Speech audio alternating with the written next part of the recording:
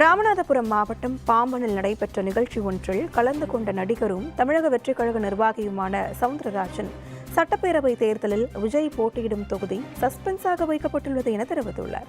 பாம்பனில் நடைபெற்ற தமிழக வெற்றிக் கழக உறுப்பினர் இல்ல விழாவில் கலந்து கொண்ட நடிகர் சவுந்தரராஜன் வேலூர், ராமநாதபுரம் உள்ளிட்ட இடங்களில் அடுத்தடுத்து கட்சி கூட்டங்கள் நடைபெற உள்ளதாக கூறினார். கரூர் துயர நிகழ்வுக்கு பிறகு தமிழக வெற்றிக் கழக தலைவர் விஜய் மனக்கலக்கத்தில் இருந்த நிலையில் சேலத்தில் அவர் மிக தெளிவாக உரையாற்றியிருந்ததாகவும் எதிர்வரும் சட்டப்பேரவை தேர்தலில் விஜய் நிற்கும் தொகுதி சஸ்பென்ஸாக வைக்கப்பட்டுள்ளது எனவும் தெரிவித்துள்ளார். அடுத்தடுத்து வேலூர், ராமநாதபுரம், கிருஷ்ணகிரி, இன்னும் திருச்சி, இந்த மாதிரி நிறைய மாவட்டங்களுக்கு தலைவர் வர்றதுக்காக எல்லா திட்டங்களும் போட்டிருக்காங்க.